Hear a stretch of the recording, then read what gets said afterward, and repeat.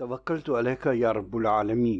رمضان resolution. اس رمضان میں کیا ایسا کیا جائے کہ ہماری دنیا اور آخرت دونوں سنور جائیں؟ دعوت عام ہے ان لوگوں کے لیے جو ہدایت کی پیروی کریں۔ اللہ تبارک تعالیٰ نے فرمایا کہ اور سوچو تو علم سے بڑھ کر کون سی دولت ہو سکتی ہے۔ 100% لوگ دنیاوی دولت کے پیچھے دن رات جستجو میں لگے ہوئے ہیں۔ کسی کی جستجو کو آپ حرام حلال، جائز ناجائز، ایمانداری اور بے ایمانی، صحیح اور غلط میں تو بانٹ سکتے ہیں، لیکن ریاکاری میں نہیں۔ ہر کوئی صدق دل سے، صحیح نیت سے اس دولت کی جستجو میں لگا ہوا ہے، لیکن کتنے فیصد لوگ کامیاب ہیں؟ اسی طرح سے جو اللہ تبارک تعالیٰ کی سب سے بڑی دولت ہے، اس کے لیے جستجو اور کاوش کرنے والا کیا ہر کوئی کامیاب ہو جائے گا؟ آئیے اس رمضان میں فیضان نظر کی خواہش اور تمنا کے ساتھ علم کے حصول کی جستجو کریں۔ رسول اللہ صلی اللہ علیہ وآلہ وسلم کا فرمان ہے، میری امت کے علماء کی روشنائی شہیدوں کے خون سے زیادہ قیمتی ہے۔ جس نے میری ایک سنت کو زندہ کیا، حق تعالی شانہ اسے 70 شہیدوں کا اجر عطا فرمائے گا۔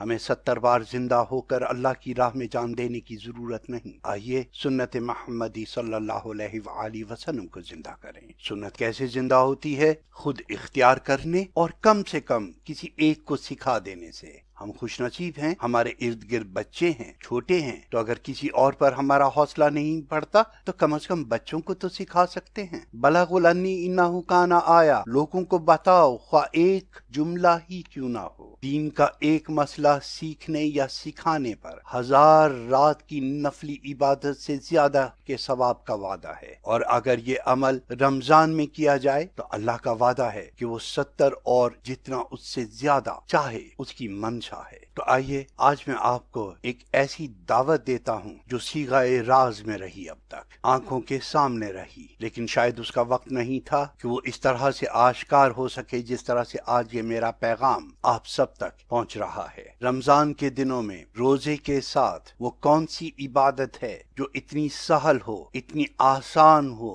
اور اتنا اجر لیے ہوئے ہو کہ اس کا مقابلہ روزے کے علاوہ کوئی اور عبادت نہ کر سکے؟ جی ہاں، وہ علم دین ہے۔ ایک مسئلے پر 1000 راتوں سے افضل کا ثواب ہے۔ رمضان میں 70 گنا زیادہ، یعنی 70,000 راتوں کا ثواب ایک مسئلے پر۔ دن میں ہم کتنے مسئلے سیکھ اور سکھا سکتے ہیں؟ اللہ ہمیں ہمت عطا فرمائے۔ وتواصوا بالحق وتواصوا بالصبر کے ساتھ ہم ایک دوسرے کو حق اور سچ کی دعوتیں دیں۔ اللہ ہمیں ہمیشہ سچ کے قریب رکھے اور اپنے ہدایت یافتہ لوگوں میں شمار فرمائے۔ یا عبادی الذین اسرفوا علی انفسہم لا تقنطوا من رحمت اللہ، کہہ دیجئے اے میرے گناہ گار بندو، اپنے رب کی رحمت سے نا امید نہ ہو۔ ہم کیسے بھی گناہ گار سہی، اللہ نے ہمیں اپنا بندہ کہا ہے، اور وہ کتنی ہی عظمتوں کا مالک سہی، اس نے ہمیں بھی اجازت دی ہے کہ ہم اسے اپنا کہہ سکیں۔ تو آئیے اس اپناہٹ کو دو طرفہ بڑھانے کی صحیح سیکھیں۔